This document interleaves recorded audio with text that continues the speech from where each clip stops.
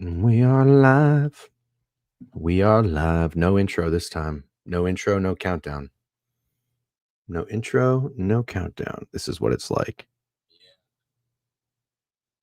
Oh, yeah, that's bad. Yeah, that's bad. Okay. All right, guys. We're going to try this again. Hello, hello, hello. Is everybody here? Is everybody live? Is everybody here? Is everybody live? Let me see. Yeah, that's bad. Okay. All right, guys. We're going to try this again. Yep. Hello, hello, hello. Yep. Okay. I'm watching myself right now on Stakes Twitter. Let me see. Crispy. Odds to win the Eastern Conference. Bulls open 100-1, 60-1 last week, 25-1. Shut the fuck up.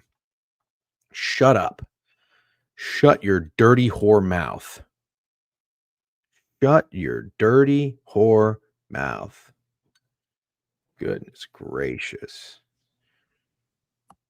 Goodness gracious. Hello. Hello. It's good to see you. Did you do this on purpose? Do you prefer this camera angle? I didn't do that. Oh, okay. All right. Everybody's saying bang. Everybody's saying bang. All right. Let's see if everybody can get back in here. That was unfortunate. A little bit of an error, but we persevere. This is like starting the game with a couple of 3 and outs, but fighting back in the second quarter. Yeah. Let me just get the tabs up real quick. I need to make sure. Okay, everything looks good on Twitch. Let me change the category. I'm gonna do talk shows and podcasts instead of just chatting.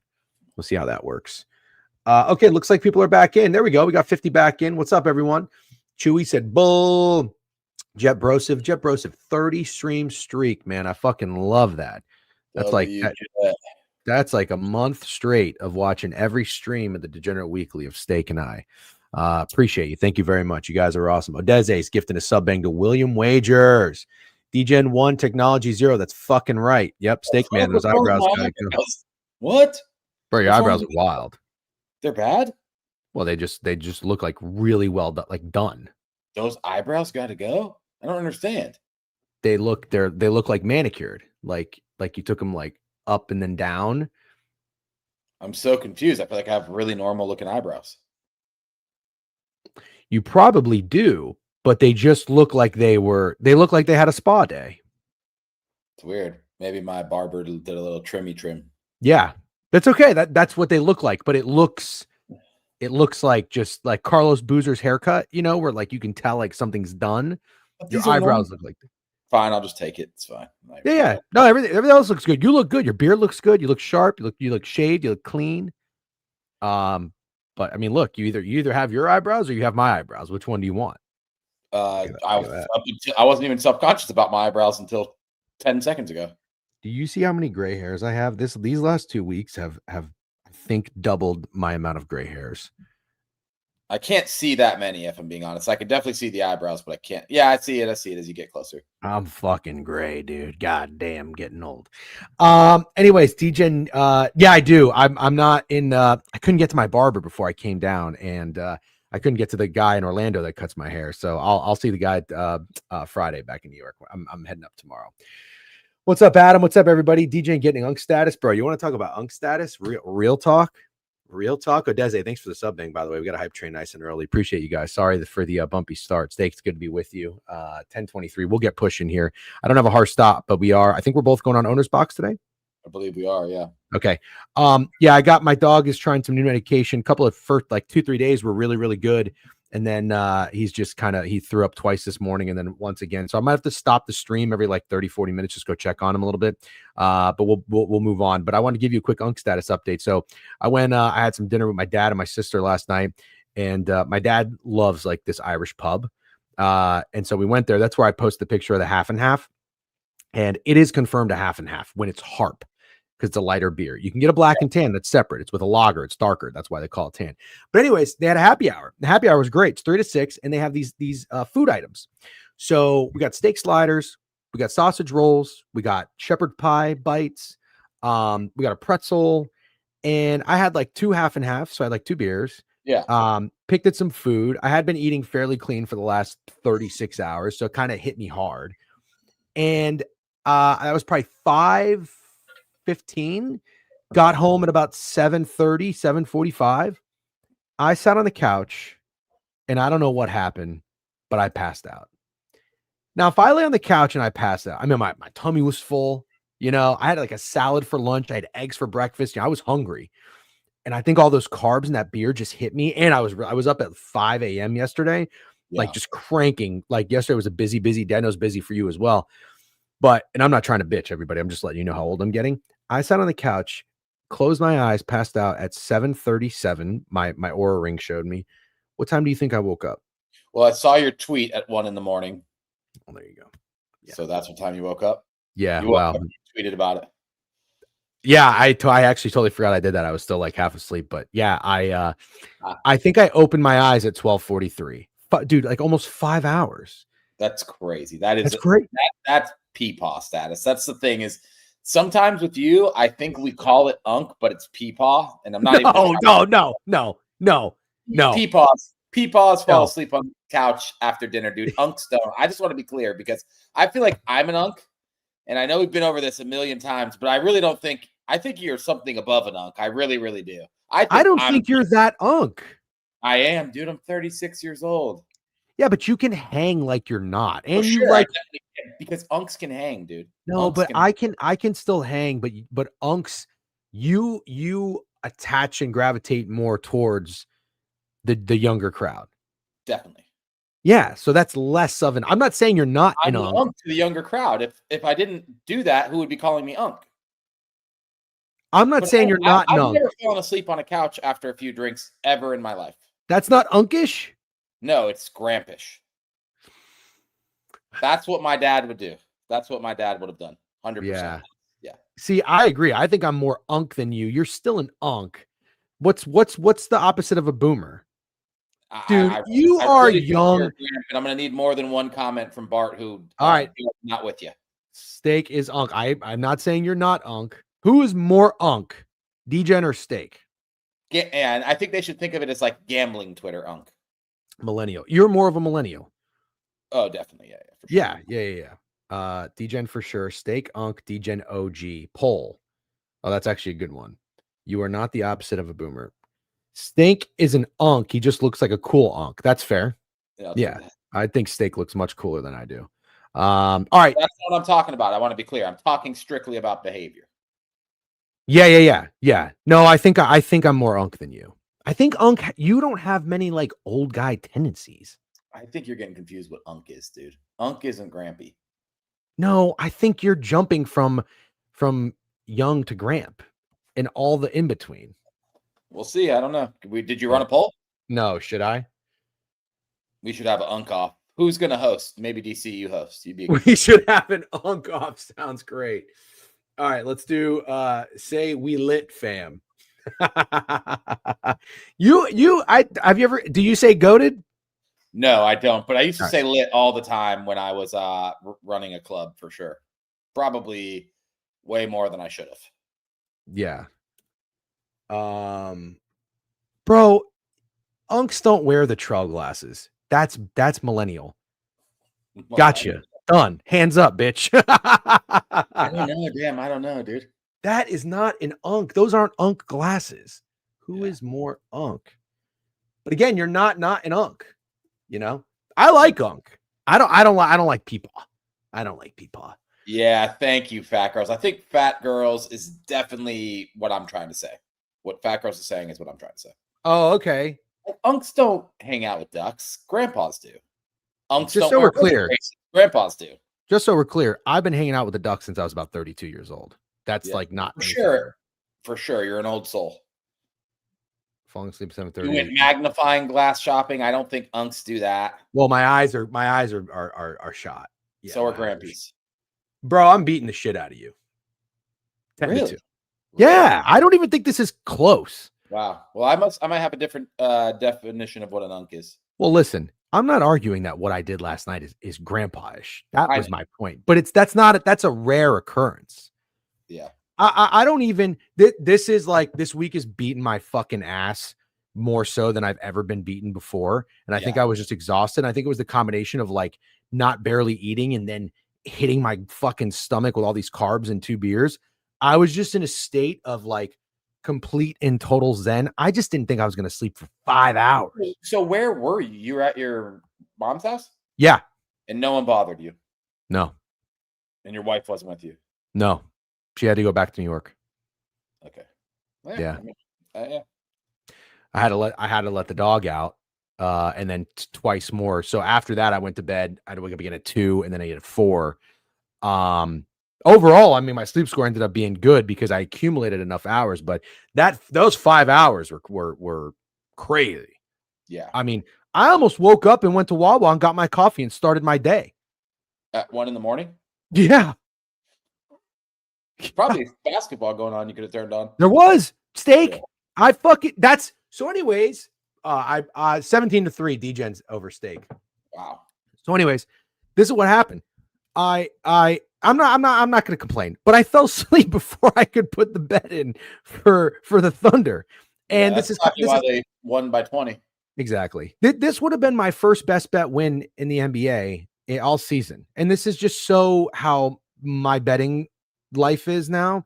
And it's all my fault. But you know what I said to myself? Remember when we were on stream and I told you I liked the Thunder? I gave a sell job. Nobody liked it. And that's fine. But do you remember it moved from 7 to 7.5 right in front of my eyes? Yeah.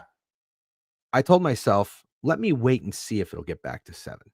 That's what I said. And Kawhi Leonard was announced out. So I think it closed at something like 9.5. Yeah. Yeah. So that was really stupid. But I said to myself, okay, well, it's a West Coast game. I can go to dinner. I'll come back home. I'll put it in later. I'm not in a rush. And then I woke up and you know what? They were down. I put the game on. They were down 8-9 points in the third quarter. And I was like, oh, fuck. You know, I forgot to get the bet in, blah, blah, blah. But I was like, let me watch it. I was like, oh, maybe I dodged a bullet. 34-6 run. As soon as I opened my eyes. Thanks for the reminder, man. Thanks for the reminder. Oh, did you bet the Clippers? Yeah. Oh, I'm sorry. I mean, I'm not rubbing it in your face. That's okay. It's okay. But yeah, I mean, you know, I was talking to Winners Group because he's been doing really well in the NBA. I don't know that people do or don't like Winners Group. That's not what we're talking about. But as a bettor, I respect his opinion. And he went 4-1 last night, but he saw my tweet about best bets. He goes, hey, what are you on? Or what is your best bet? And I said, it's going to be the Thunder. He said, that's not like you. I was like, I know. He said 7-0 team going against the Clippers with, you know, 1 or 2 big guys out. I was like, yeah, it's not like me, but I got to evolve. Yeah. The Thunder are a class organization. The Clippers are a joke. Do you agree or disagree? Yeah, to some degree. I agree. I obviously bet the Clippers, so I didn't agree too much. No, I know. But after the fact, do you now agree? Yeah. I think you don't sound like you agree. Again tonight, if the exact situation. Okay, so, then you don't. Then you can just say no. You don't agree. Not necessarily. No. Not. Why don't you just say no? You can't say no. It's because like the Clippers. I mean, the Thunder are a class organization. I got nothing bad to say about the Thunder. No, I know, but my whole point is, I don't care. The Clippers are a team that defies being contrarian. They defy buying bad news. They defy the type of spot. Now, I'll give you another example. Remember, we looked at the Pelicans, and the Pelicans were favored, and was like, "Whoa, this is kind of interesting against the Hornets." Yeah. Now the Hornets aren't a class organization. That's a contrarian spot, you know. But like when you combine a good team like the Thunder against the Clippers, that is where I'm trying to evolve and be like, you know what? I know better. I'm not going to do that. So anyways, this is not hindsight. This is just trying to learn and get better because I'm going to continue to bet the NBA and I'm going to try to get right on this. So I'm just thinking out loud. But that was my one takeaway. Steak, what we want to do is recap a few things from last night. And then we're going to get into the college football board today. We're going to talk, I believe it's week 11. My, how time flies, but it's the final stretch, home stretch. We got some rankings coming out. But before we do, let's recap a little college basketball. I want to know what happened. Talk about our guys here. Someone commented that Supreme Court. Yeah. I did not do that on purpose. Yeah, no. All right. I'm not going to do that again. Supreme Cook. Someone commented and said he's not even in college. He's in the NBA. So I don't know if we got bamboozled over here. Maybe we got Cam his money. What does that mean? Well, Cam is one who said Supreme Cook, and he's an Oregon slugger. Oh, he probably fucked us. No, he wouldn't sabotage us. He's Cam's sure wasn't trying to be a funny guy. Get you to write somebody who's not playing college basketball on the board. That's just not like him. But maybe. I mean, I don't trust anyone. So maybe. All right, check. Yeah, I'm good. Okay. Let's so anyways, tell me about the Duke Texas game. I did watch ESPN for about an hour. I saw the highlights. It sounded like, and I saw Beef bitching about Carlos Boozer's son. He had a terrible first half. He started over 7, but then he got right. I think he finished with 17 points and 10 rebounds, 3 assists. So what was your and Duke ended up covering, which sucks because I did like Texas. What was your takeaway from that? I wasn't impressed by Duke at all. I was really unimpressed by Duke, but even more so, I think Texas might be really bad. And I know they were winning this game by 1 at half, but even when they were winning the game 1 by half, like you said, I don't even think Cam Boozer had a field goal by that time. So it's like you're winning by 1 when their best player hasn't hit a field goal. Is that even that impressive? Texas has like a negative offense. I think 3 of Texas's starters scored 2, 3, and 4 points. So they got 9 points total out of 3 starters, I'm pretty sure. They're bad. I'm not going to overreact, but I'm not overly impressed with Duke by any means. And I'm not going to be like buying any Duke stock like I was last year yet. Not saying this guy, Cam Boozer, who I'm pretty sure had a 36.5 points and rebounds prop, which is like absolutely absurd. I saw Snowman post it and say like, these are numbers Zach Edey was getting in his senior year, and Cam Boozer is getting it in his first game ever. I'm sure he'll be really good, man. I'm sure everyone's not wrong about how good this guy is, and he definitely showed up in the second half. But yeah, I wasn't that impressed with Duke, really. So again, just from watching the highlights, kind of agree. He didn't. I wouldn't say he necessarily passed my eye test, but neither did VJ Edgecombe, and that was only 2 games. So guess what, ladies and gentlemen? I'm going to give him more than 2 games.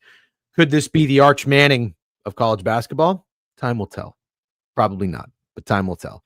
But I was not. I didn't see him play basketball and being like, whoa, this is the next best thing. Good player. Made some good moves in the post. I like he has an element of like being physical, kind of moves well. Maybe he has high basketball IQ. I don't know. I got to pay more attention, but those things are important. When you break it down like this, it's kind of crazy. Yep, kind of crazy. Does he have dog? That's what I like. That's what I want. That's what will prevail in college. Yeah, I'm with you. I didn't see it. I'm sure the chat's immediately going to call me out, but I do have a take on NBA players' sons, and I don't think they have dog. Even if they appear to have dog, I think it's fake dog because I don't think dog comes from growing up rich as fuck with your dad being a rich NBA star. Fair. So no, I think he's a really good basketball player. I'm sure he'll be a dominant basketball player, but most players' sons, I feel like lack dog.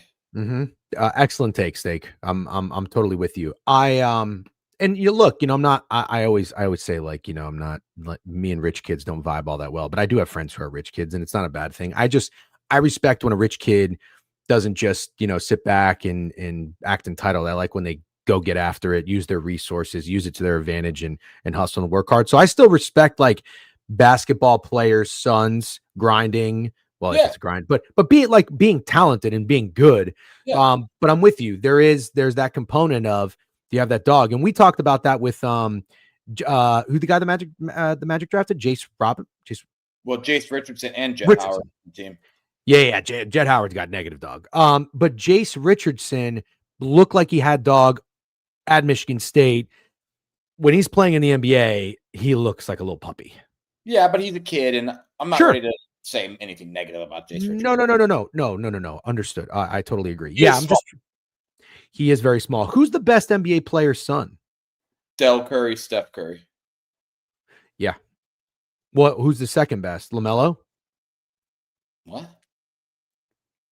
But didn't LaMelo? LeVar Ball? Didn't he play in the NBA? No. LeVar Ball never played in the NBA? No. Oh. Did he do anything? Did he play in college? I kind of thought you were joking. I thought you got LeVar Ball by LeVar Ball. LeVar was on the Jets. I didn't even know that. I hope that's a joke. Oh, he played something. Know that he played in the NFL. Okay. LeVar Ball played in the NFL. Well, now we got to look up LeVar Ball's NFL stats. Yeah, does LeVar have 1 foot? he beat Jordan a one-on-one. Very funny. The fact that DGen thinks Never LeVar lost. played NBA is hilarious. Yeah, very sorry about that. I to be fair, it's not like something I would have died on. LeVar Like, Ball played college basketball at Washington State. He averaged 2.2 points, 2.3 rebounds, 1 assist in 26 games in his junior year. okay. Let's talk about this for a second. We don't have to spend too much time on NBA players' sons, but Duke ends up dominating the second half. And I'm just looking at the box score here. I did want to point out Isaiah Evans had a nice game. He was 7 for 13. He had 23 points. Was this guy there last year? I'm pretty sure, yes. Okay, because that name sounds familiar. And I feel like I liked him. He was the only guy who was impressive on Duke. Oh, you know what I hate? You know what I hate? You know what I hate? Oh, no. Oh, no. And just so you're aware, no. LeVar Ball might have been on a practice squad somewhere, but he has no NFL stats. Don't fucking tell me Duke has Carlos's Boozer's. No. What's his name? Cam Boozer's brother on their team. Yeah, both Boozers are on Duke, yes. So they have Caden Boozer? Yes. I'm not even going to say the word that comes to mind when I think about this, but let me just tell you right now. Duke is not a team I'm going to be betting on. Now, I know it works with Giannis and Thanos. Yeah. Okay. That's fine. That's fine. If you're in the NBA, yeah, you're from... hold on. I don't think it's that kind of situation. What are you talking about? I don't think it's a Thanos, like Thanos or however you say it, shouldn't probably be in the NBA. Caden Boozer should be on a Division I basketball team. What makes you say that? Because he's good. He was like a 3 or 4 star recruit. He's good. But what was he, just a 3 or 4 star recruit because his last name is Boozer? Oh my Lord, I don't think so. How the fuck do you know? You ever see this guy play basketball? I've seen some high school highlights. You have never in your fucking life. I've definitely seen Boozer twins high school highlights. Yeah, 100%. Promise. Why are people saying DGen stop? He's good. All right, fine. No, this feels like when everybody told me his high school fucking stats. Tyus Jones, DGen chill, bro. Tyus Jones, next big thing. Take his over assists in your season long. Guy fucking sucks. No, you know who really sucks? Desmond Bane. Oh, we'll talk about that in a little bit. He played 14 minutes. He had 2 points and 3 rebounds, 2 assists. His 2 points were free throws. He was 0 for 1 from the field. So electric. Okay. All right. I don't want to talk about Duke basketball anymore. I can't believe they have Caden fucking Boozer and Cam Boozer. But whatever. By the way, Notre Dame does this all the time in case anybody's going to throw that in my face. And I don't want to get you worked up. I don't want to get you worked up, but Caden Boozer was not a high school superstar by any means. Okay. I think you need to but I'm not with you at all. Okay. You should tell yourself that. No, I'm not going to tell myself. Do you think I thought that Caden Boozer was a high school superstar? No, this is a crutch to get. Feel like you didn't know anything about him. You just learned he was on the team today. So why would I think you thought he was a high school superstar? I don't. I think he's just he's the brother of an elite athlete. I don't think it's quite like that. I don't think it's quite. You're giving him the benefit of the doubt, and I don't know why you do that. Is Carlos Boozer a family friend? I am a big Carlos Boozer guy. Yeah, you fucking must be. Chewy's loving this right now. We got to move on. If I say the word Carlos Boozer one time, I actually might vomit like my dog just did. Okay. Purdue did not cover the big spread, or they did cover the big spread. They won by 31. I think that's just didn't cover. I think it was like 33.5. This guy in Kentucky had a nice highlight. Something Chandler. Yes, he did. His dunk was nasty. 77-51. He looked pretty good. They had a really slow start offensively too. They had like 20-something points in the first half, but they got it Okay. going. Texas Tech 98-60. They might be pretty good this year. No JT Toppin. They covered without JT Toppin. Oh, well, there you go. Buy the bad news. I guess it comes through early. Fletcher Lawyer had 30 points. So, yeah, Purdue could be, you said it. You're probably right. Purdue could be that annoying team that just So Fletcher Lawyer and Braden Smith, doesn't it feel like they've been at Purdue for like 7.5 years? Yeah, absolutely. They're not playing in the NBA. Yeah. No, they are. You just fucking learned about Colin Gillespie yesterday. I think if Colin Gillespie, whoa, Lawyer and fucking Braden Smith. You gotta come correct. No. Let me correct myself before you go on an unnecessary rant. You just learned he was in the NBA. I know you know who he is. Okay. You were really excited to learn that he was in the NBA yesterday. Yeah. That's what I'm saying. I know you know who he is. Yeah. Well, Fletcher Lawyer and Braden Smith will be at best like Connor Gillespie's. Okay.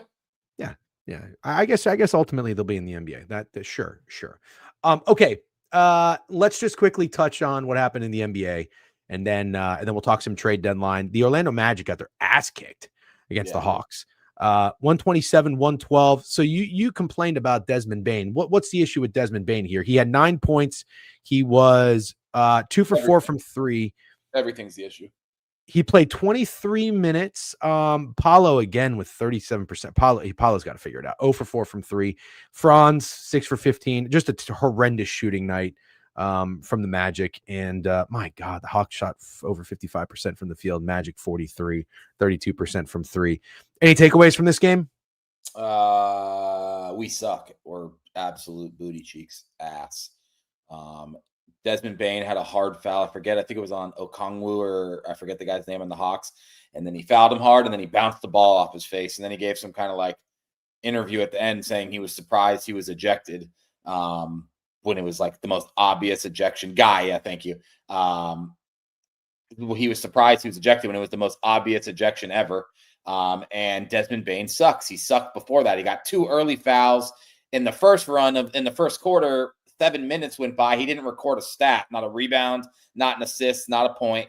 He's looks absolutely dog shit. And the thing is, we don't play defense anymore, which is hilarious because that was like our whole identity. And you wouldn't think adding Desmond Bane meant we didn't play defense anymore. Like, it's fine. Okay, you bring in a guy who's supposed to hit 3-pointers and he really hasn't so far. No problem. But at least tell me we still play hard defense, right? But no, everybody drops 130 on us, including the Hawks, without fucking Trae Young, and have Dyson Daniels be their leading scorer with 18 points. Just everybody scores on us. It doesn't matter who. Dyson Daniels was not the leading scorer, actually. Rishashare had 21, and Nickeil Alexander-Walker had 20. But Dyson Daniels was plus 25. You want to know who the star of the Magic was last night? I mean, Paulo almost had a triple-double again. Yeah, he's teetering. Tristan da Silva, my dog, 20 points, 8 for 11, 4 for 5 from 3. I like what I see from this guy from the at least on the scoring side. But I do. Cornfields, I do. What did Cornfield say? Need a hug. My NBA picks went 1 for 5. The Magic are fucking ass. Vikings aren't going to make the playoffs. The Gators are 3-5. Just lost to Georgia. Not having the best time ever. Yeah, that's all right. Corn.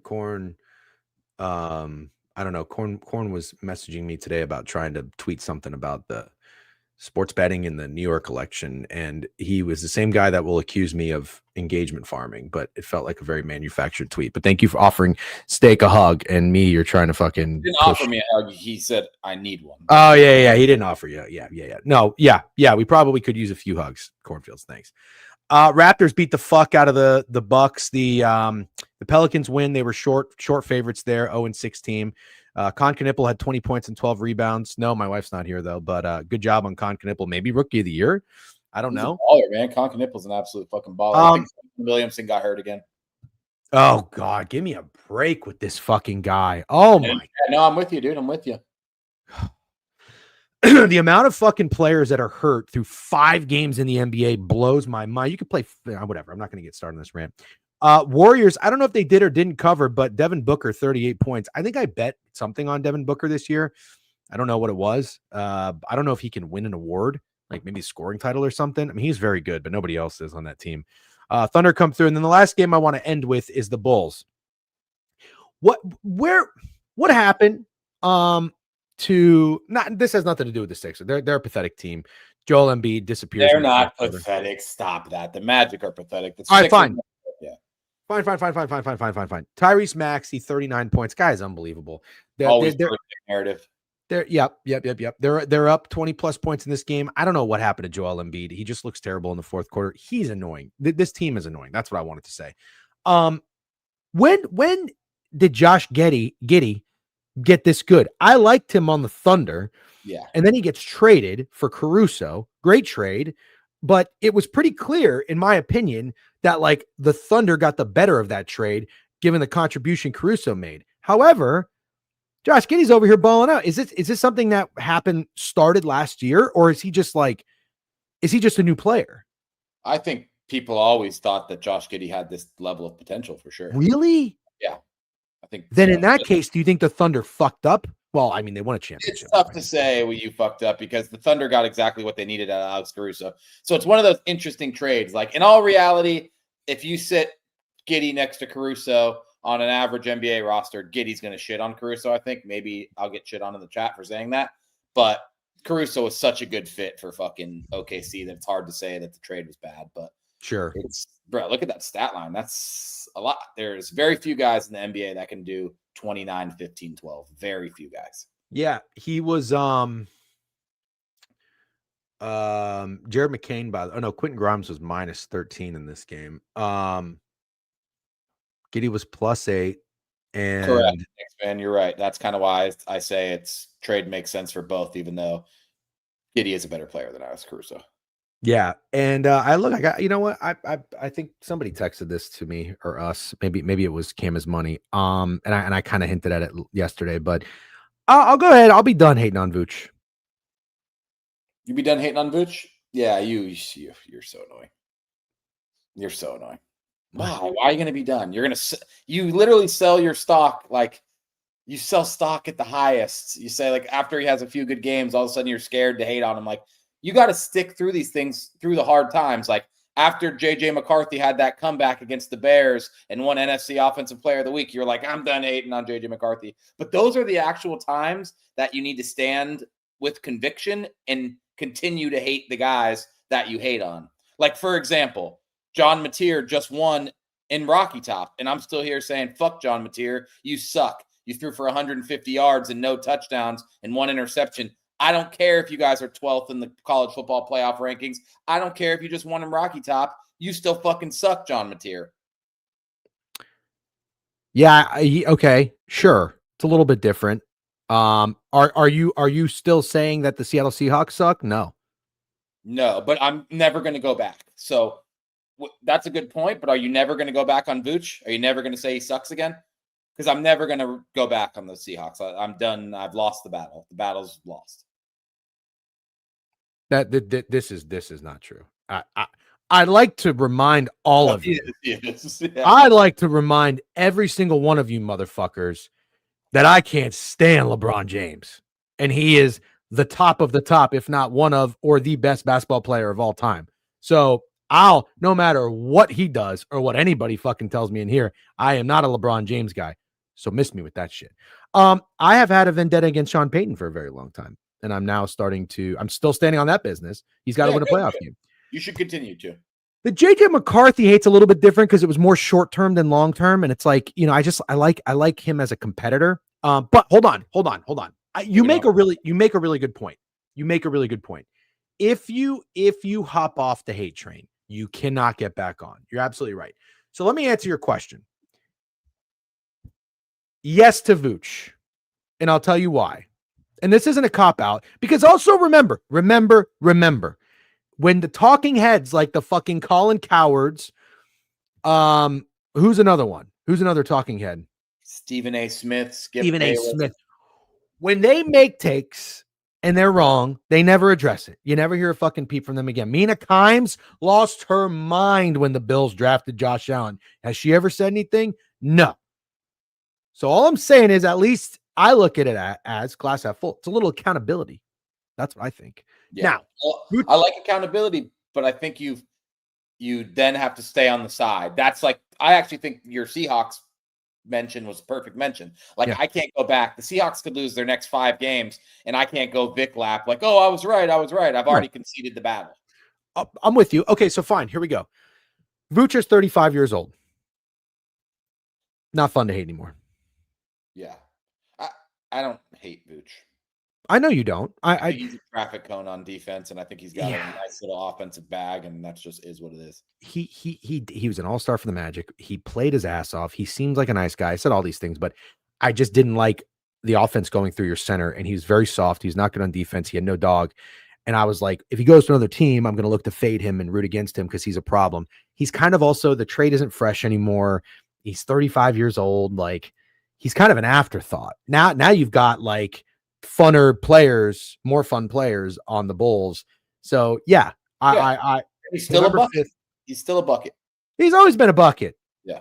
But you got to be more than that if you're the center. So anyways, yeah, I mean, he was all we had at one point. Him and fucking Evan Fournier. Oh, I could not stand Evan Fournier. Anyways. We deserve better. Yeah, we deserve better. All right. Bet your ass, Mikey Will. 7 stream. Adam got picks 25. Appreciate all you guys. Book a chew 7. Good job on the Bulls, by the way. Okay. We got some trades yesterday. We got some motherfucking trades in the NFL. Let's talk about the Sauce Gardner trade, Steak. So I guess my question is this. Let's first catch everybody up to speed here. Let me click the link. The Indianapolis Colts are sending 2 first-round picks and Adonai Mitchell for Sauce Gardner. I think that I like the idea of what the Colts are doing in trading for a big-name player. He's talented. I don't know that he's having the best year, but he's on a shit team, So let's get him out of there and see what he's capable of. He's expensive, but they're also addressing a need. I didn't realize until we just talked about it on this last NFL review how bad the Indianapolis Colts pass defense is. It's one of the worst in the NFL. Bottom 3, I think Mid-Major Matt said, and he was right. And then they just lose to the Steelers. They're 7-2. They are a team that they're who the Jerry Jones thinks the Cowboys are. It's like, yo, we can mortgage some future assets for a player of need. Do you think this was the right type of move? Did they overpay? Did they underpay? Do you like it for the Colts? I like it for both teams. Did they overpay? Yes. Am I still fine with the move? Yes. Because you're 7-2. You think you can make a run right now. The NFL isn't fucking friendly. You could easily not be here next year. Look at the Minnesota Vikings. Look at whoever you want to look at. It's very possible that you don't start 7-2 next year. So you see this as your shot, and you see the weakness in your team as pass defense. So you trade for Sauce Gardner. Is 2 first-round picks and Adonai Mitchell a lot for Sauce Gardner, in my opinion? Yes. Do I think if you put a gun to my head in GTA and maybe pick the winner of this trade, I would absolutely say it was the New York Jets, but I still like it for the Colts. Yeah. Some key rankings, because I know people are into this. DVOA, which I think is probably the most looked at metric if you're a stat nerd. In 2022, he was number 9. 2023, he was number 8. Last year, he's number 64. So he did have one of his worst seasons of his young professional career. Yards per pass attempt against, number 88. Before that, he was number 7, number 23. So he's declined a little bit. However, I like him. I think he's swaggy when he's good. He's one of those guys where it's like, man, if your name's going to be Sauce, you got to back it up with some play, I think he's a guy that needs a different atmosphere. Somebody said it in the chat, and I think you're right. They said teams overpay and it works out. I'm with you. You could argue the Magic overpaid for Desmond Bane. I don't necessarily think that I was against that. I was more so saying this is what we needed. You needed 3-point shooting. You got it. Overpay for it. You want to win now. I'm okay with this. Does anybody in the chat have a problem with it? Just curious. Yeah, I 100% agree with this. How much motivation can you have strapping it up as a Jets defender, putting your body on the line every week? Perfect point. The winner of this trade is Sauce Gardner. Yeah, because Mamdani just got elected and he's out of New York. Exactly. That's exactly what I was thinking. I'm just kidding. Sauce Gardner is the winner of this trade because he doesn't have to play for the New York Jets anymore. Because playing cornerback for the New York Jets truly seems like one of the worst things ever. Yeah. Also, I want to just throw out there, I love that the Jets got Mitchell in this. Adonai Mitchell, he's immediately the second best receiver on that team. And I would argue, we kind of talked about this, but when you look at their depth chart, you can't believe that the Jets went into this season with those wide receivers. Yeah, we said it at the beginning of the season. Yeah, Josh Reynolds, somebody else, Allen Lazard. Yeah. Look, this is a good take. I hate that people need to proclaim a winner of a trade if it ever happens. I'm fine I'm fine because you never know. You never know Isn't what's it going to. kind of the fun of it? Well, hold on. To talk about it like Yeah. loosely, who you think won, of course. But there will be people, not you and I, but people on Twitter, whether you're neutral with an opinion or you're a fan of the team, that will go out there and be like, "Oh, this guy fucking sucks. I can't believe we did that," or "Oh, you got fucking fleeced." Blah blah blah. You never really know. Yeah. But It's really fun when you get to revisit a trade way later. Like, for example, if the Colts win the AFC Championship and their pass defense is amazing, you're like, oh my God, that trade for Sauce Gardner was really something. Or if one of those Colts draft picks ends up being a superstar quarterback, you'll hear about it for fucking ever. Kind of like the SGA Paul George trade. You see that a million times a year now because SGA is the best player in the NBA. And I like it. I like overreacting. I kind of think it's fun. yeah. I would say that overall, I think the Jets are doing the right thing. It is unfortunate though. I did see that tweet. I think I retweeted it. I don't know if you saw it, Steak, but it was kind of funny. Great show, by the way. If anybody's never watched the first season of True Detective, probably one of the best shows of all time. I was talking about this the other day. It was like I think the Sopranos, at least in my lifetime, or like in my era, was like the first show. It was like the Chipotle of shows. It started fast, like Chipotle started fast casual restaurants. Sopranos started shows. True Detective, people don't realize this. When you watch a show and it's got a funky intro, like True Detective was like the first funky intro. Yeah. People don't forget. People forget that. But anyways, I retweeted this and it said the Jets had 5 first-round picks in 2 years between 2021 and 2022. So he just did this. That's like the only kind of like. No, that's a really fucking good point. Is you still have to draft the right guys. And I saw this tweet. Fuck, I knew I should have bookmarked it. It was like a joke about the Commanders 5 years ago from like a Commanders account. And it was like, draft all these quarterbacks because one has to end up being right. It was like Kenny Pickett, Desmond Ridder, Matt Corral, Malik Willis. And it's like, dude, it's really fucking hard to get the guy. I feel like people act like even half these quarterbacks pan out or something. It's like, no, they don't. Like, so many quarterbacks in the NFL fucking stink. And so many of these kids that come out fucking stink. It's hard to get the guy. Yeah. Okay. The other move. I'm curious to hear what you think about your guy, Jerry Jones, because you were critical of the Michael Parsons trade. We kind of had a difference of opinion on that.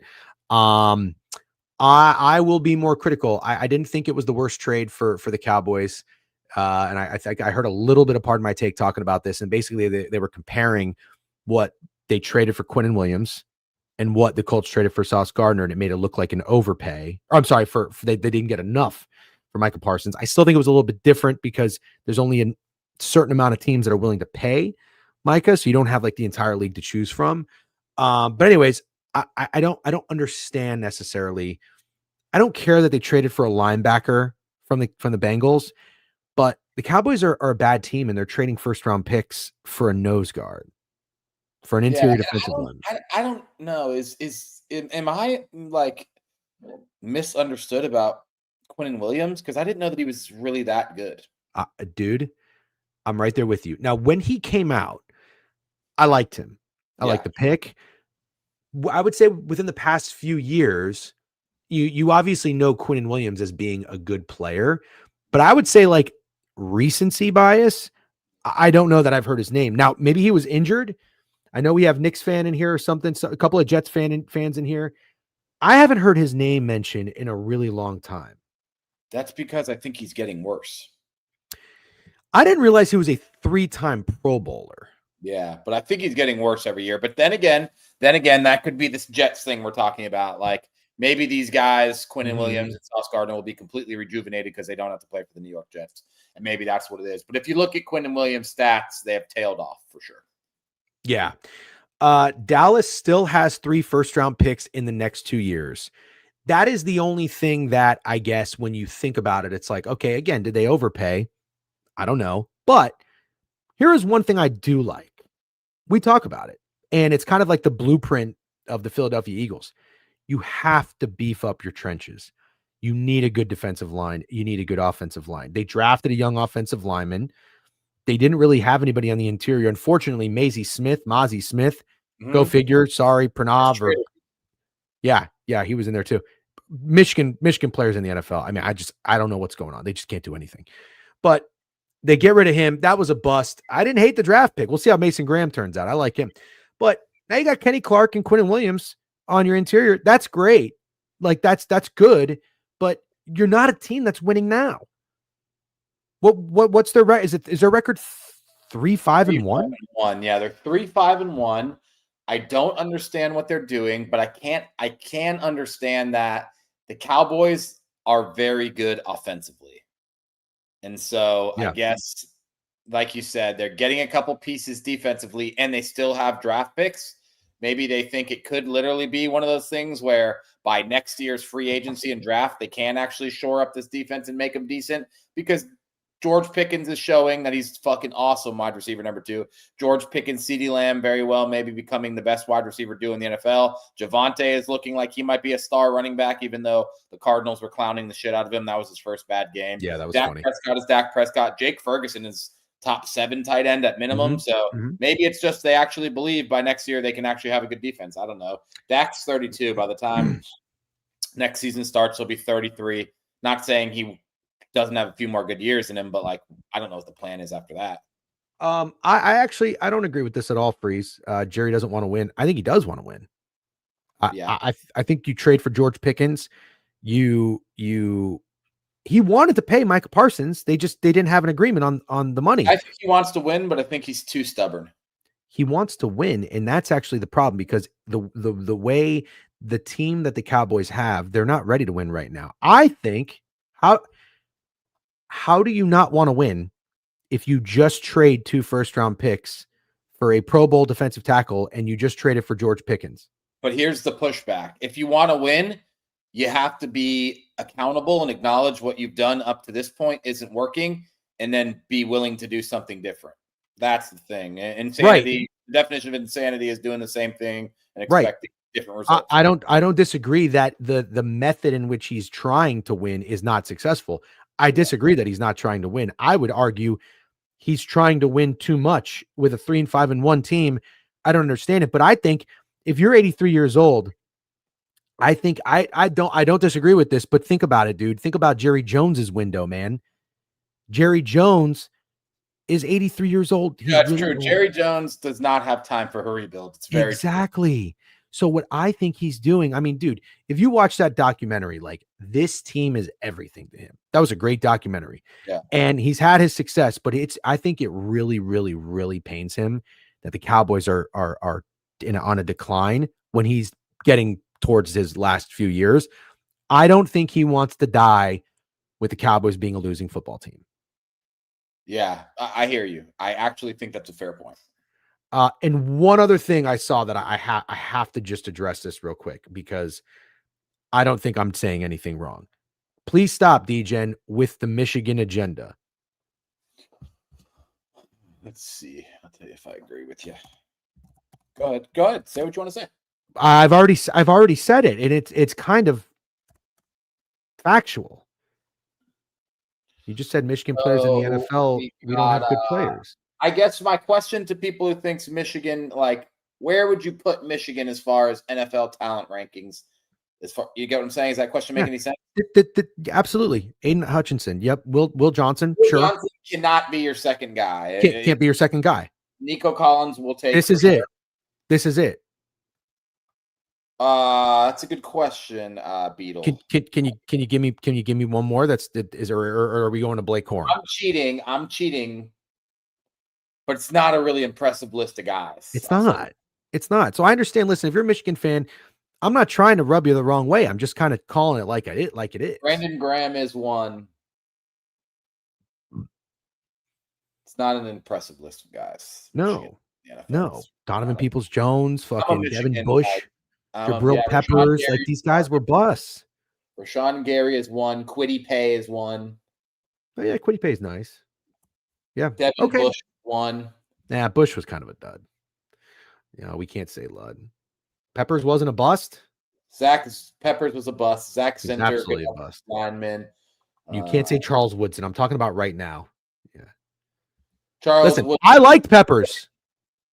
Yeah. It's not the best. Like, if I compared it to Fuck, I could probably name 10 schools right off jump that would have a way No, more. we're not talking about old fucking Yeah. 15. Even the old list, like once you get past Tom Brady and Charles Woodson, even the old list is not that amazing, to be honest. Yeah. Okay. Let's keep moving. I think that's pretty much all we wanted to recap, right, Steak? Yeah. Yeah. No. Oh, stop that with Hassan Haskins. Hassan Haskins had two running backs die, fucking Najee Harris and Omarion Hampton, and he still couldn't get carries. Hassan Haskins is a nobody. Did someone just say Hassan Haskins? Yeah. And Blake Corum. I love Blake Corum. Blake Corum won me thousands of dollars. I love Blake Corum, but he's not any good either. No. There's guys that are really good in college, and sometimes you get to the NFL and they're just not very good. It's okay. What are you gonna do? Need scandal recap. What did I miss? What happened with I don't know. I don't know. I missed this. There's a CBB betting scandal. I missed it. Oh, is it what Crutch text me? Crutch text me. I have no idea. Crutch. Let me find the Crutch tag. I just got tagged in a Jeff Rosa tweet that said Noti gang who's here and a guy named Rex. Something you should know. This is a Crutch note, by the way. Okay. Is that Fordham may be throwing games again. They were part of the gambling investigation last year with first half lines being really suspicious. Full game spread minus 15.5 versus NJIT last night.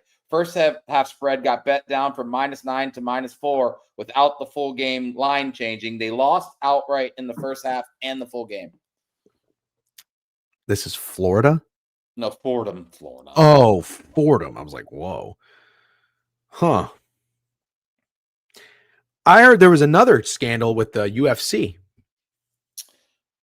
Yeah, damn. I'm sad because I don't know enough to talk about it because I heard about it too.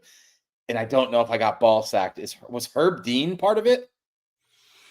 Because I think Herb Dean was part of it, but then I didn't do my fucking research. Is Herb Dean a real guy? He's a referee. He's awesome. He's no. Awesome. They started. No, come on. You got to know the guy I'm talking about. It's a fighter. Oh, what do you mean? Is Herb Dean a real guy? I don't know who you're talking about. I just said I didn't do my research. Yeah, but you haven't even heard about the fighter that was in on it? No. The fighter that was throwing fights? Guys, who's the fighter that got in trouble? Bulgarian. Yeah. Queen of the Dragons. If it ends up being Herb Dean, I'm going to be so pissed off you did this. Me? Because I think it's Herb Dean that you're talking about. I don't care if it is or isn't. I'm talking about the fighter. Okay. You didn't hear anything about the fighter? There's a clip of Dana White. He's pissed. So Dana White, apparently, this guy got approached to throw the fight, and he did. There was abnormal wagers going on like the under. I did see this. Just so you know, it's not a big fighter. Okay, fine. But here's the big problem. Apparently, what Dana White is saying is that all these other fighters are coming out and like, hey, oh yeah, I got approached too to throw fights. And he's like, why the fuck are you just now saying something? Like Dana White got called the FBI and the FBI is investigating this. And he's like, well, you should have told us earlier. Yeah. Wouldn't you think, like, after hearing about Terry Rozier and all the players that are gambling, wouldn't you think UFC is the easiest to throw? Oh, yeah. They don't pay their fighters. They're definitely not paying these rando fucking dudes in these prelims. You can bet hundreds of thousands of dollars on these prelim fights still. Mm-hmm. And it's the easiest thing ever. Beat my ass. Under 1.5 rounds in my fight, and this guy's gonna fucking beat my ass, and then I'm gonna crawl in a fetal position. Any like individual sport where your team's not involved is the easiest. So I would also argue tennis is probably really easy to throw, and there's a lot of fixing on tennis matches in Europe. But you could, I didn't think about tennis to be fair, but yeah, you could have unforced errors, hit the ball in the net, just throw it out, whatever, just look like you're off. But yeah, boxing has been a problem with that for a long time. Anything fighting for sure. Yep. Tennis has a lot of fixing. Yep. I mean, how much are we going to get your ass beat willingly? Yeah. But it's got to be, think about it. Like a guy like Terry Rozier, who's getting paid hundreds of millions, him getting involved with a gambling scheme makes zero sense. A fighter like this, it's like, well, that would be more appealing. I think just because we got started late, which is unfortunate, we did a good shoot in the shit session. But if today is college football day, we got to get into it. Yeah, you're right. Okay, let's rock and roll. Everybody, lock it in. I'm gonna tee you up, Steak. I just got to go run out and just check on my dog, make sure he's not throwing up anymore. And we'll go from there. We got 2 games on tonight. How did your bets do? I think Ohio hit, but UMass did not, right? Yeah, UMass got absolutely rocked. That game was fucking hilarious. It's not surprising that UMass got absolutely shot. They looked like exactly what they've looked like all season, but it was a very fun game. I think I want to say they had a turnover on the very first play. UMass did, and it was just one of those fucking hilarious games. You're not leaving me to talk about MACtion, but you can leave me to talk about the Friday night slate if you want. This fucking guy. You think I can't add you back? I know what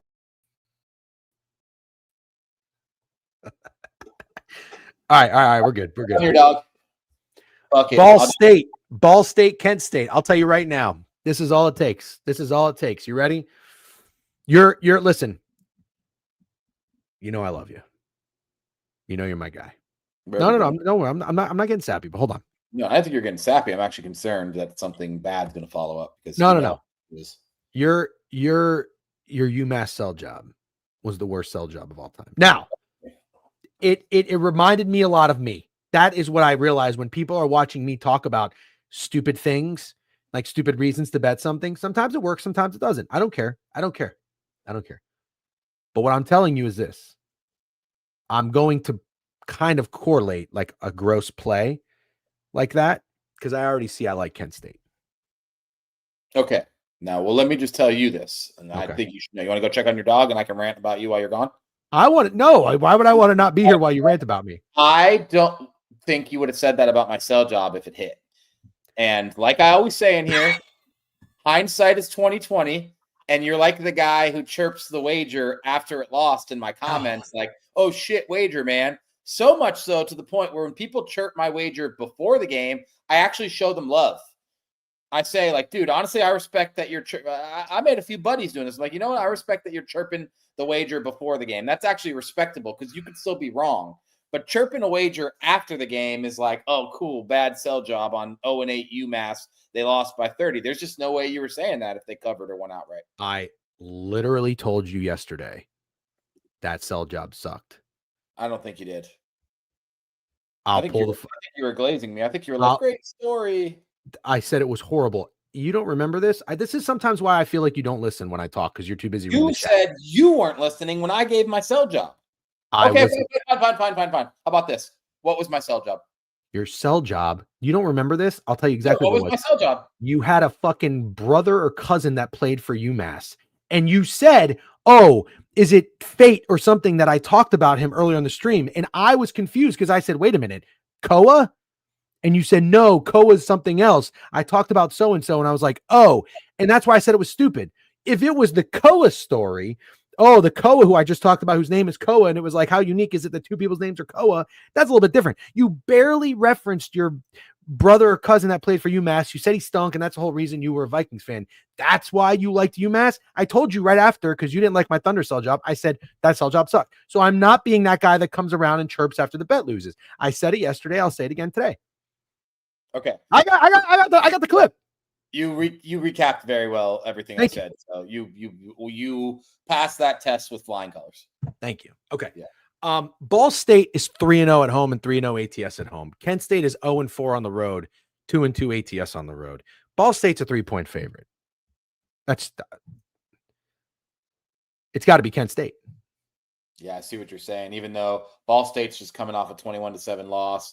And Kent State's coming off a 24-21 win, but that doesn't make me disagree with you. I actually think I do disagree. I mean, I do think I agree with you. Yeah. I like that. I like Kent State. I think that's a little bit of a short number. Ball State here. Is anything going on? Is it homecoming? No, they have 2 more home games. And is every school in the MAC in Ohio, or does it kind of feel like they're in Ohio? Is Ball State in Ohio, or is it in Indiana? That's a fucking great question. And then is Kent State in Ohio? Indiana. I'm going to say Ball State, Indiana, Kent State, Ohio. That's my guess. Don't look at the chat. Stop. What's your guess? That's Stop. what I think. You agree with me? Yeah. Kent State's Ohio. Nailed that. Ball State is Muncie, Indiana. I nailed that. Bam. Yeah. I know that. And you agreed. So we collabed. And then doesn't it also sort of feel like Indiana is Ohio? You know? Like Not if really. I were to put a blindfold on you, fly you on a plane, drop you in the center of fucking Indiana. Would you be able to tell me if you were in Indiana or Ohio? You know, I've driven through both They're states. not liking it in the chat, and I know why, because a lot of them are from Indiana, Ohio. Oh, dude, Ohio people are proud. No, I don't think so. I have a lot of familiarity with Indiana. I have family in Indiana. Obviously, I've been to South Bend many times. I've Family been in once. South Bend. It was a mega shithole. It's like a little bit better now, but I think actually Ohio. I don't know if this is going to rub people the wrong way. I think it's got a little bit more to offer than Indiana.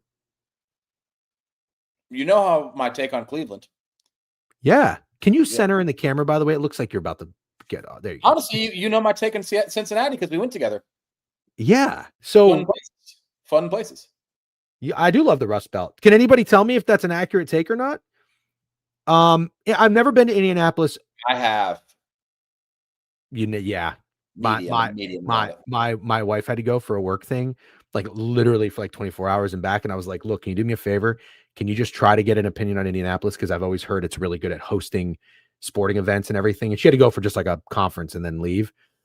And I was like, what'd you think? And she's like, now keep in mind, I barely got to leave the hotel, but that's what she said about it. But I do think that they are 100% one of the best cities in hosting big sporting events. I have heard that. I've heard they're great at hosting the Super Bowl. I've heard they're great at hosting March Madness events. I've heard they're great at hosting the Combine.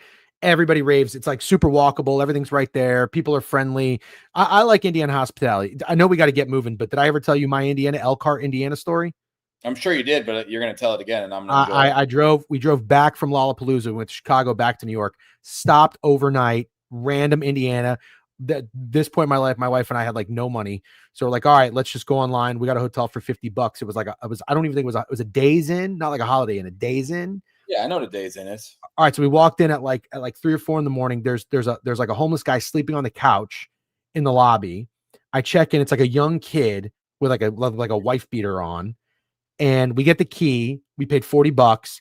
We go, it's 2 stories. We walk upstairs. There's a printer paper that someone wrote, "Enter at your own risk," taped next to the stairs. I'm like, okay, this is weird. We get into the room. There's like green carpet, and in the carpet, there's a square cutout, and there's like darker carpet. So all I can think is like trapdoor. You know? Yeah. I sat on the bed. My wife used the bathroom, and we looked at each other. Was like, we got to get the fuck out of here. And so we splurged on like $100 Quality Inn or something like that. But could have died in Elkhart, Indiana. I think that was pretty close. Possible. So yeah, go Ohio. Just kidding. Anyways, Toledo and Kent. I'm not sorry. I really think we got to get to Friday. Like, we're running out of time. We should start with Friday's game to go to Saturday. And okay, Toledo 14.5 against Northern Illinois, though. I like Toledo. Okay, it's a fat number. I dare you to bet your MAC games tonight. That'll be fun. We need for you a rut buster, and I think MAC football could be that action. Yeah, but you're right. You're not wrong. I do want to bet. I'm going to make an NBA play too. Is there NBA tonight? Yes. Oh geez. All right, we really got to get moving. Okay. We got 38 minutes. I think we can crank. Everybody, we're going to crank. Head down. College football. I'm pulling up the lines. I'm pulling up Pickett. Shout out Pickett. I'll pull up Profit X too. Shout out Profit XW sponsors. Give him some love. Sign up code STAKE. I'll let him win the contest. Hutch bets 25 months. Appreciate you guys.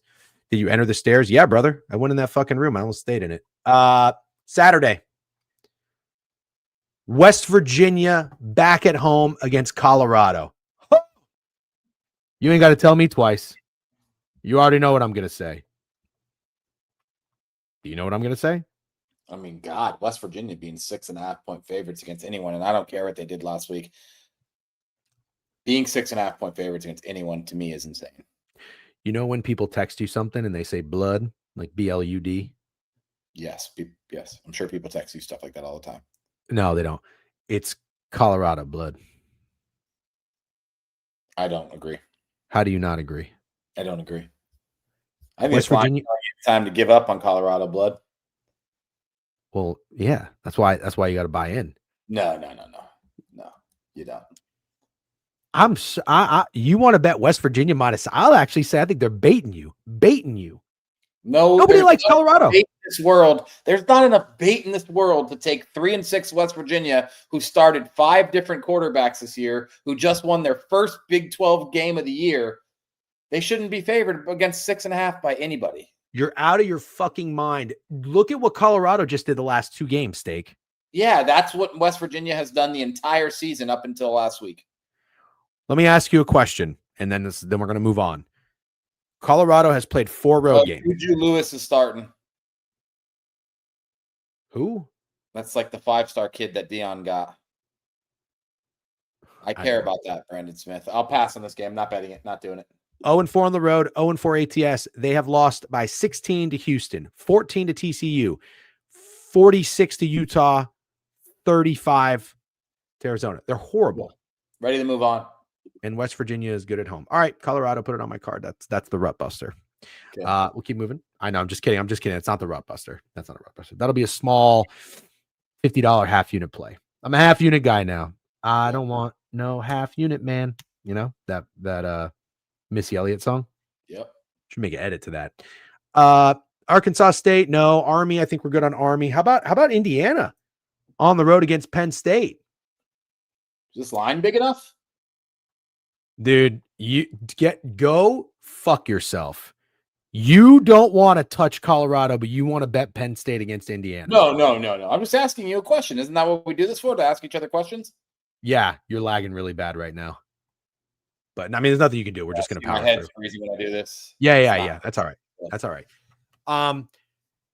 Is this line big enough? I don't know. I mean, well, let's do this. Let's do this exercise. You ready? This is good. Yeah. Penn State was 20.5 in the big house. No, I'm sorry, not the big house. What the what do they call it? The shoe.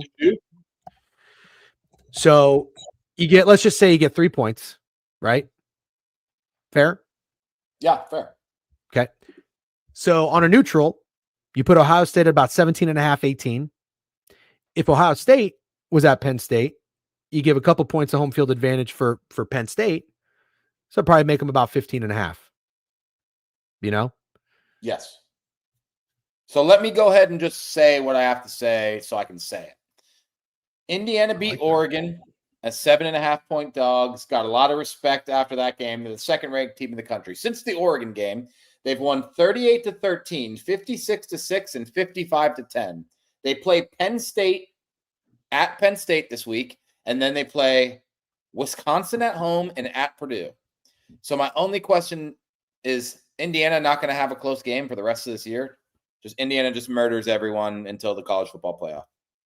And then my follow-up question would be, if you're an Indiana fan, do you want that? Why would you not?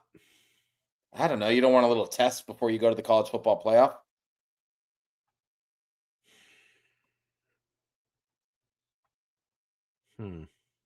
Big Ten title game. My bad, sir.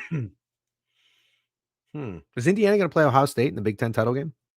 Is that how that works? Makes sense. It's so stupid because then the loser, they're both going to get in. So like the game is so stupid. It doesn't mean anything. Would the winner get a bye? Touche. No, I'm not doing it. You like Penn State?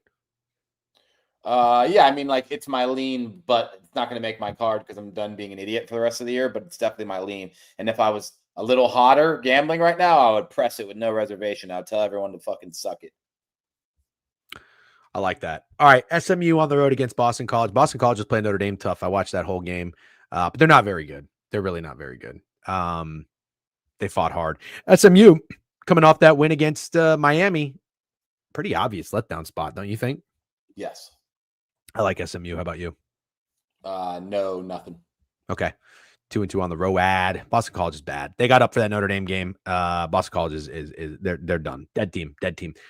Georgia, 7.5 on the road against Mississippi State. They, made some bad decisions last week. You know what I'm upset with the most? Arkansas. Fading your guy, Jeff Lebby. Yeah. You've been a Mississippi State guy this whole time. I got no affiliation with Arkansas. I mean, don't get me wrong. I like the spot. I'm just saying hindsight's always 20/20. I'm not saying I like, bitching and moaning too much, but Mississippi State, cool coach, cool team.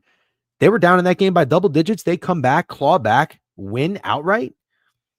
Now they're hosting Georgia. I don't want to fade them. I don't want to fade them either. Almost kind of want to bet them. But Georgia was just on the road. They were 7.5 on a neutral. They did not cover. They almost lost. My question to you is, are they going to be a trendy home dog? I don't think Mississippi State is going to be a trendy home dog against the Georgia Bulldogs. No, I really, really don't. Okay. Not. What's intriguing to me is that I've been underwhelmed by this Georgia defense this year. And honestly, man, Mississippi State puts up points. 38 against Arkansas, 38 against Texas, 34 against Tennessee, 31 against Arizona State. Like, they can move the ball.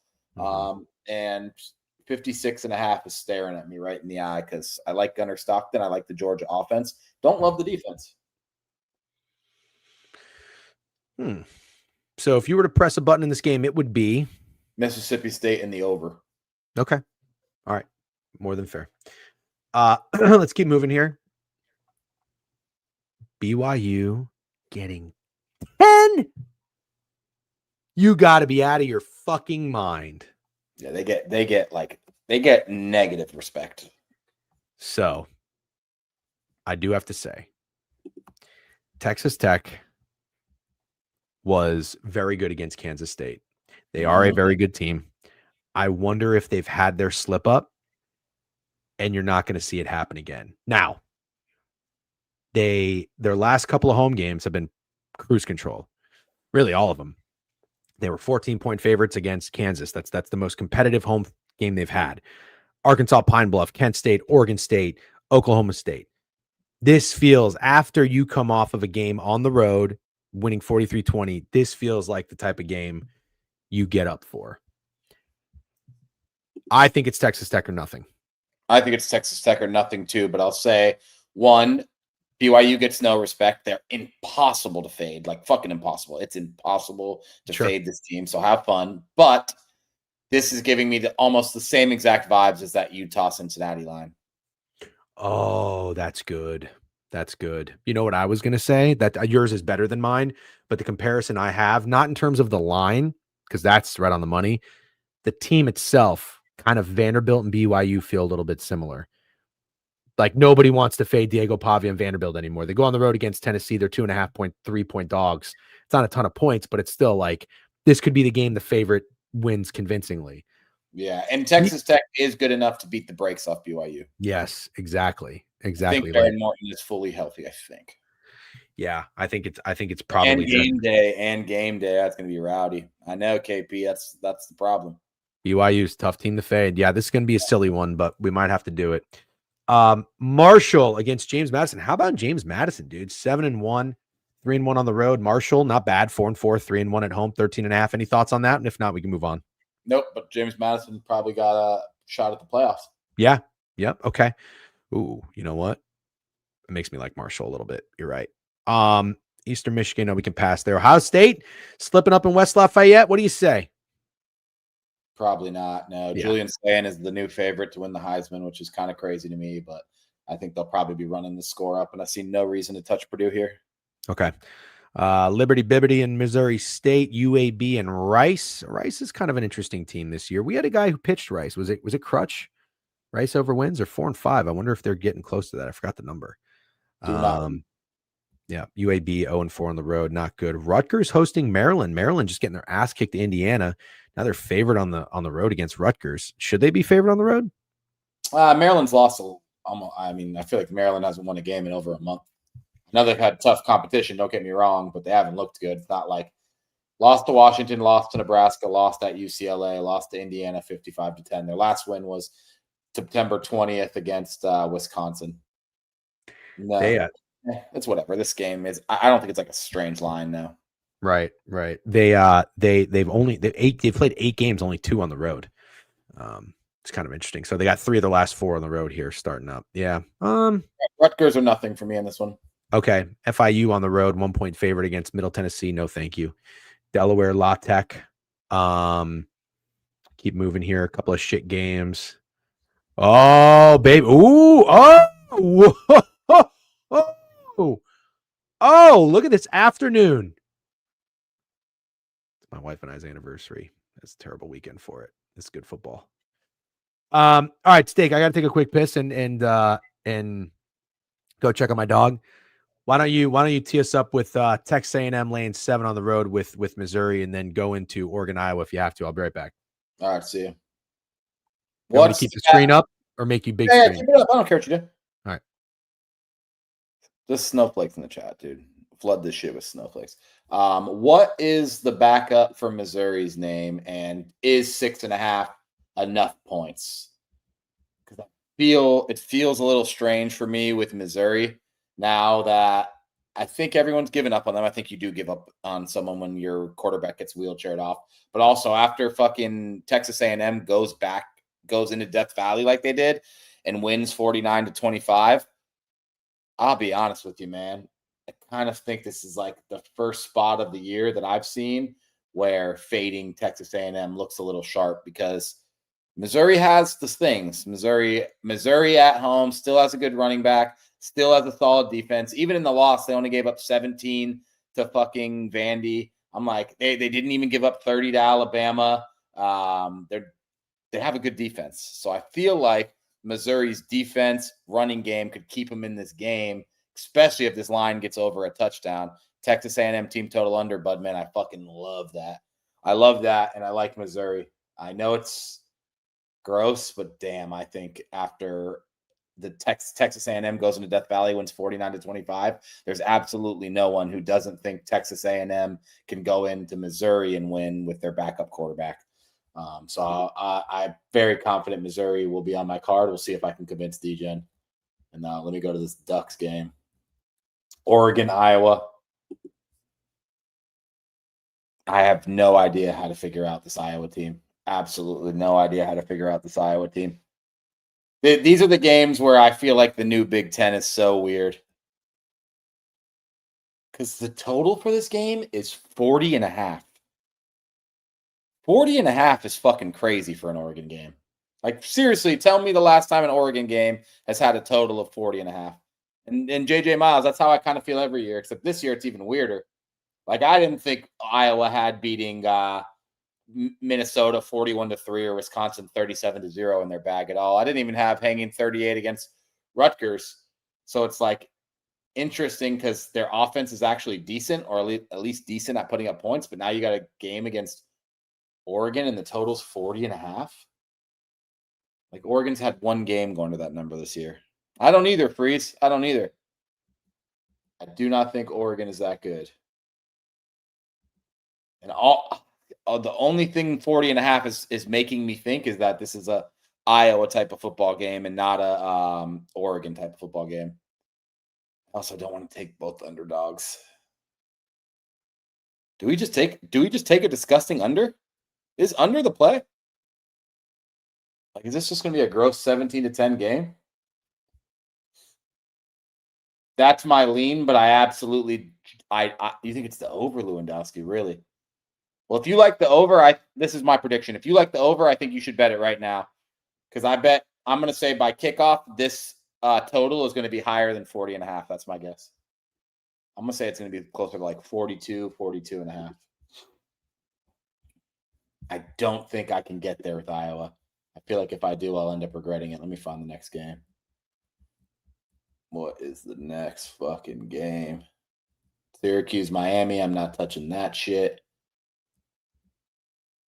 Even though, yeah, we'll talk about it. I know Syracuse is bad, but should Miami beat 28.5 against anybody? Like, at this point, is anyone betting Miami minus 28.5, or is that the most baitish line of the week?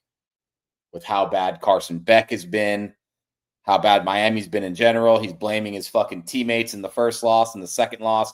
He's blaming play calling. Q's team total literally has to be like 9.5, 10, 12.5 would be my guess for Q's team total. I know, Russell. I know. It's sad, actually. They were actually a very cool team with Angeli. And now it's like, can't wait for the season to end. But still, I don't have the splits pulled up. Not horrible, Tristan Toledo. I need 8.5 wins, but obviously all the championship aspirations, ACC championship, Beck Heisman, that all absolutely just got fried very quickly. I had hope after the Louisville game, but now after the SMU game, I've completely given up. I think they're like plus 490 to make the playoff. How's the dog? He's okay. He's a little out of it today. But all right, where do we stand on A&M Missouri? So my take is that I think after they win 49-25 in Death Valley, 6.5 is short at Missouri without their starting quarterback. And I do think that there's football reasoning you could find for Missouri to be able to compete in that game. Okay. Iowa, Oregon. I'd love to hear your thought. I think it's it's the weirdest game of the week, but then again, I just think Oregon playing Iowa in a Big Ten game is weird, but the total's 40.5. That's the weirdest thing to me. Shit. Well, Oregon. No, TM Sharp, I don't think. Oregon put up 20 and 21 against Wisconsin and Indiana. They went nuts against Rutgers, but whatever. That's Rutgers. I faded this Oregon team. I'm trying to think of where their next loss could be. Well, there's opportunities. USC at Washington. This week. Yeah, no, you're right. That low total has got to make you like Iowa. What did Iowa just do? They beat the absolute brakes off of Minnesota. Yes, Minnesota, yeah. Yeah. Is Gronowski even still playing? I thought he got hurt, right? I think he's playing. Yeah.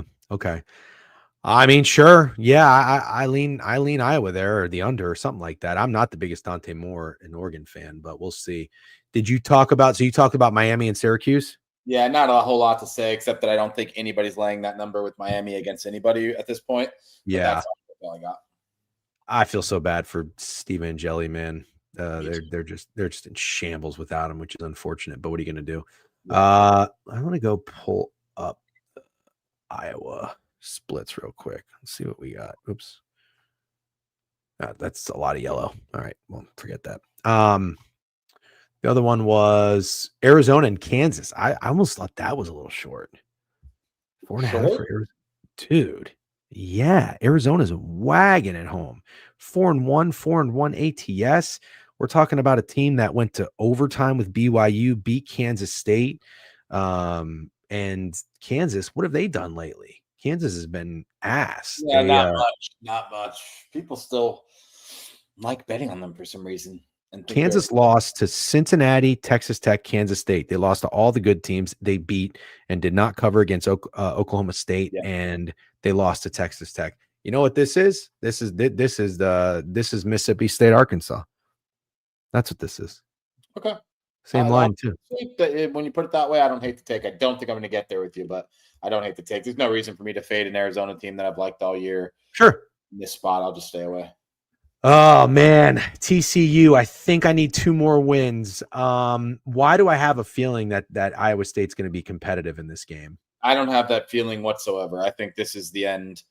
It's a sad ending for the Rocco Becht Iowa State. This is bad year. Just, I think what am I trying to say? Like the rails goes off the rails. I think they get killed in this game. I think TCU beats the shit out of them. Well, I'll tell you what. I mean, this is going to be my play of the weekend. Iowa State? No. No, TCU. The over. Oh, the over. Okay, yeah, I don't hate that at all because I really think TCU might score 40. If I'm a Josh Hoover guy and I'm a Rocco Becht guy, what am I doing not pressing this over? Totally 100% with you, and I'm with the chat too. I think Matt Campbell and Iowa State has come to an end, unfortunately. Yeah, I've never been a Matt Campbell guy. I know people like Matt Campbell. True, you haven't. People like him, and he's going to get another job somewhere. Yeah, that's crazy. Oh, I was talking yesterday. My sister's like she is oddly like tapped in, and her boyfriend are in the. He listens to Josh Pate a lot. Yeah. I like Josh Pate. He actually has like even like merch and stuff, which I thought was kind of cool. But anyways, he was saying that he heard that James Franklin's coming close to a deal with Virginia Tech, or like there's rumors that there's a conversation. That's definitely been discussed, and I believe that could happen. That's a great spot for him. A great spot. I mean, he can go 8-4 there, 9-3, and they're fucking on cloud 9. Yeah. That's perfect. That's the in between of like Vanderbilt and Penn State, you know. So that's what he should have had. All right, Duke, God, fucking Duke, man. Oh my God, I can't believe if they lost that game against Clemson, my under 6.5 or win total would have been looking so good. You think that line's short against UConn or no? 8.5. Maybe a little. Okay. Just looking. UConn has not been bad. No, they're 4-0 at home, 3-1 ATS. I mean, back-to-back road games for Duke. I don't know. They did just survive a scare. They weren't expected to win. They won. Now they're a favorite. Like maybe Duke beats the fuck out of them. I don't know. Yeah, I don't know. UConn's like you want to get excited. You want to think they're fun. This could be one where Manny Diaz masterclass and Mensa has 400 yards. It's 66 total. How about this, Steak? Vanderbilt, most obvious bounce back spot of the weekend. Vanderbilt, most obvious bounce back spot of the weekend. Who's taking Auburn here? Probably nobody, but Hugh Freeze got fired. Am I shouting? People are saying I'm shouting. Not to me, but I'm always bad at that. Can I get a game check, guys? Sorry. Hugh Freeze got fired, dude. Is it the fired coach system? Is the fired coach system dead? Florida covered after firing Billy Napier? No, it's not. Penn State? Penn State? Yeah, Penn State. Yep, exactly. I don't know how Hugh Freeze even got a job to begin with. The only thing he did at Ole Miss was recruit well because he had fucking prostitutes on speed dial. So he got Robert in Cheque and Laquan Treadwell. Laquan Treadwell, dude. Yeah, he was not goated. Plus 6.5. Bro. Stanford only a touchdown, dog. 0-5 on the road. Dog, USC stinks. You cannot make UNC a bigger favorite, bro. You just cannot do it. After a win? Oh, God, I want to take Stanford so fucking bad. It would be the funniest. Yes, they did. Penn State absolutely covered, bad guy, Jim. They covered against Iowa. Yeah, they covered. They didn't win, bad guy. No, 3.5. That was like the last bet I hit. Lost by 1. All right. I kind of just want to not overthink it and just keep fading Bill Belichick and do it off of a win. But what are you going to do? Washington. Oh my God. Wisconsin is just fine short. Sorry, it is. Oh Jesus. Okay, I'm not doing it. It's fine, but it's short.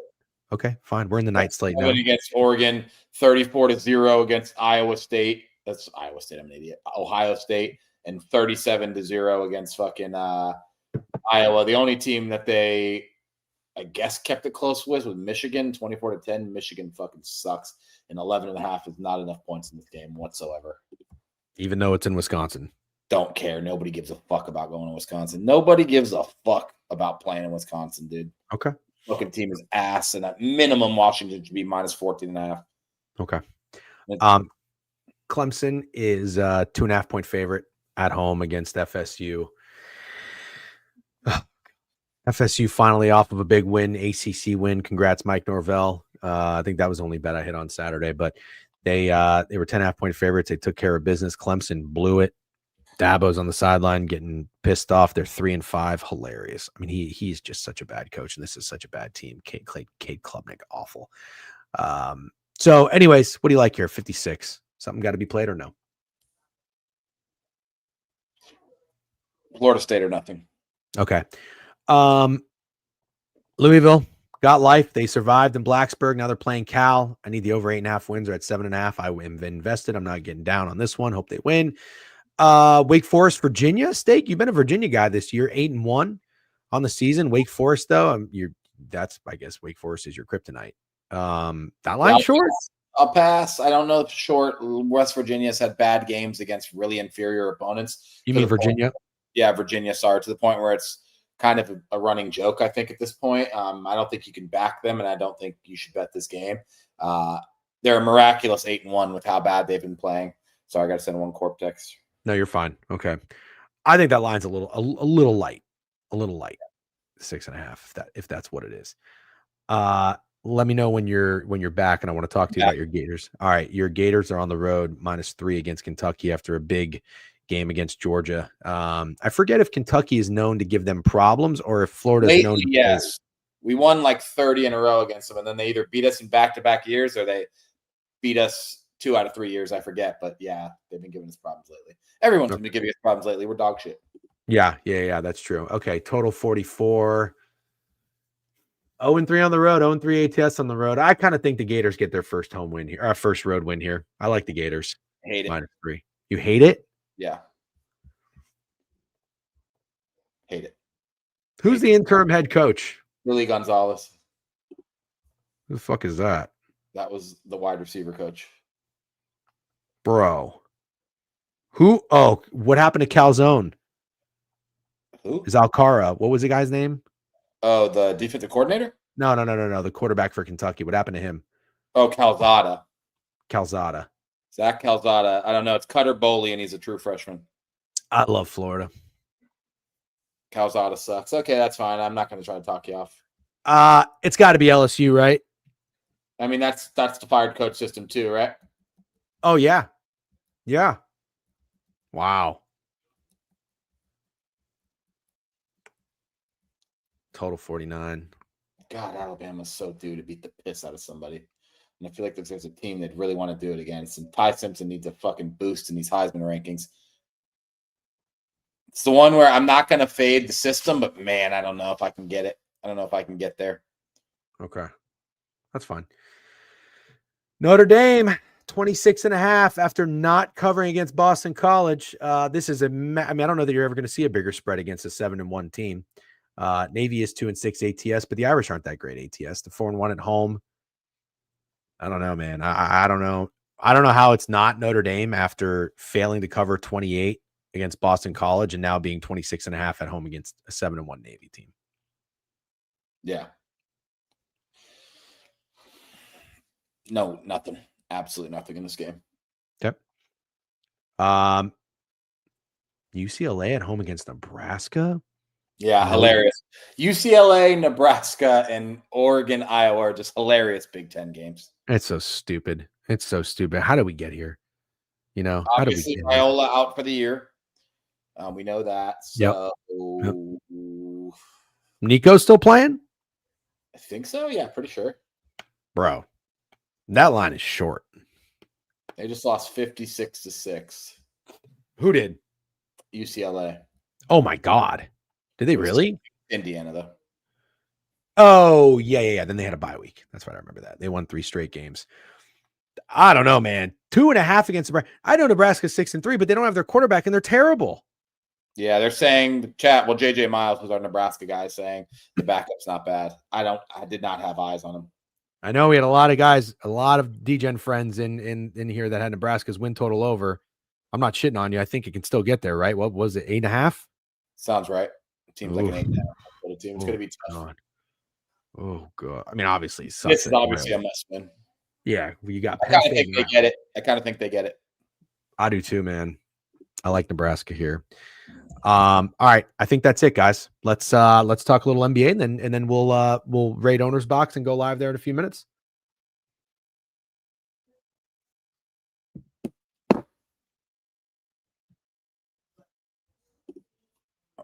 You. I'm ready. Yeah, I was pulling up my notes. I made some NBA notes. Oh, well, I didn't know if you wanted to talk something else. I was waiting for you to respond. Nope, all done. All right, shout out to the DGen Trent Pip collab on the Thunder. That's right, motherfuckers. That's right. All right, we got 2, 4, 6, 8, 10, 11 NBA games. Let me hear you scream for the association. Thanks for the Clipper steak. There he is. Bang. You're welcome, Trent. You're welcome. Yep. Thanks. All right, steak. Give us more cake because we're starving. Now I don't even want to talk about the no. Fuck it.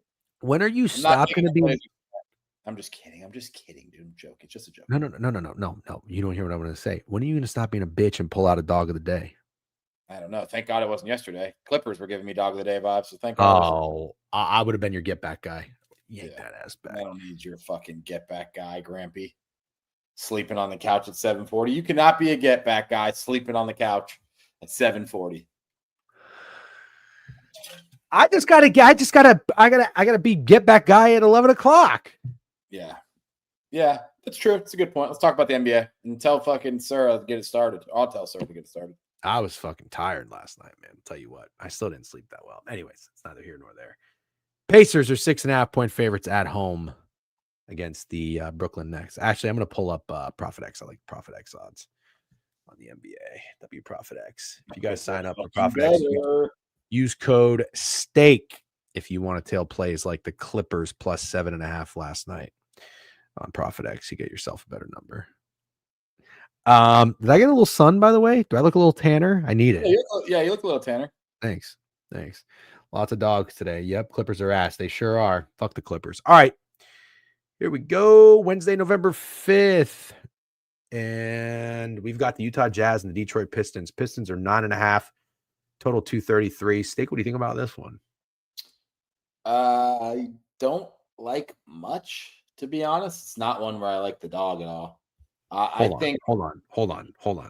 Why does this game say it's at 7 o'clock? Is it? Oh, here it is. I'm sorry. Yeah, go ahead.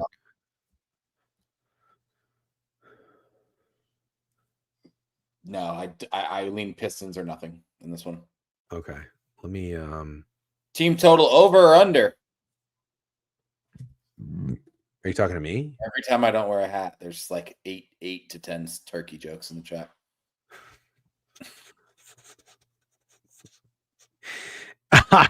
Yeah, I mean, listen, all I tell you to do is wear your cool hats, but yeah, okay, what you do. This is actually protest. You're fucking annoying. Okay. Walter Kessler's out. George Niang is out. Tobias Harris is out. Jaden Ivey's out. And Marcus Sasser. Does that sound right? Mm-hmm, sure does. All right. Did you say you did or did not have anything in this game? I lean the Pistons, have nothing. You lean Pistons, have nothing. Yeah. I don't know. The Jazz are kind of feisty, but I like the Pistons as well. The Pistons are, let's see, they're 2-1 at home, 2-1 on ATS, 5-1 team. Yeah. See, I mean, that's a healthy spread.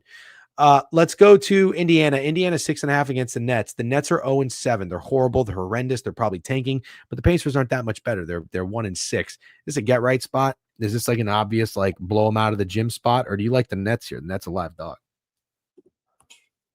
These are really bad teams. Obviously for the Pacers, it's sad because they're just fucking banged up. And this is exactly how we kind of knew it was going to go with Halliburton out and then Nembhard getting injured. I mean, they have nobody. No, I don't. You don't what? I don't like anything. Maybe a slight lean to the over, but no, I don't like anything in this game. Okay. Thank you, I will. What did I will? I will's never nice. What did I will say? He's always nice to me. He's never nice to you. Always nice to me. Shocker. Everybody loves being nice to Steak because Steak is just it gives everybody fucking straight A's. You know how like football teams get like the stickers on their helmet. Steak's football team would have stickers on the face mask. Yeah. Cleveland at home 9.5 on Profit X minus 118 total 235 back-to-back for the Sixers after that ass whooping. I got a question. Do you think this kind of is the opposite of the Bucks and Raptors last night? Bucks had a back-to-back game winner. They go on the road after a win and then get their ass kicked. Last night, Sixers back-to-back, they were on the opposite side of a game winner. So now they go on the road still and they cover. I like the Sixers and I like the Sixers money line. I like the Sixers, dude. Is it a sort of collab? DJ and Steak on the Philly 76ers. Are you here, Dawes? Are you fucking here? Are you here, Ramble? Trent, are you here? Sixers money line. Sixers plus 10.5. Add it to my card.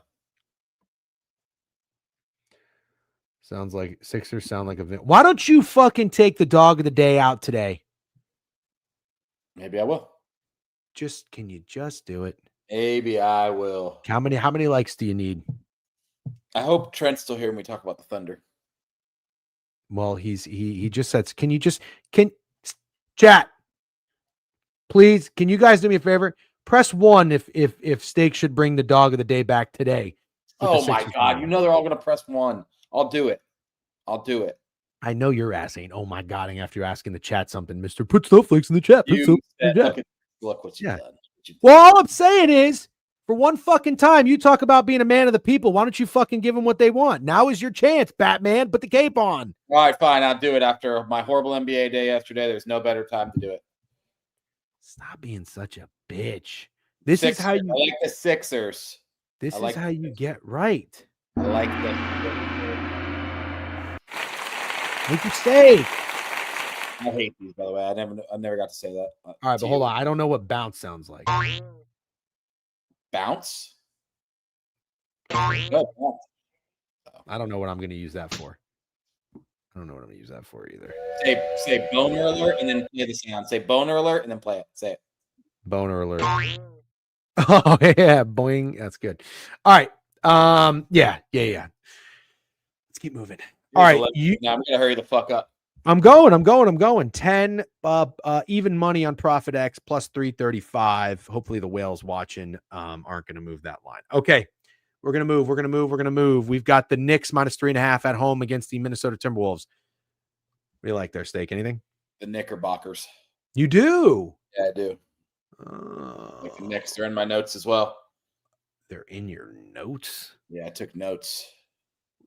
You actually wrote things down? Well, I typed them. Where did you type them?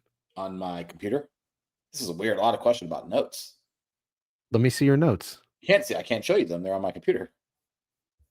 They're literally on my laptop. I told you I had notes at the beginning. Did you do it last night or today? This morning.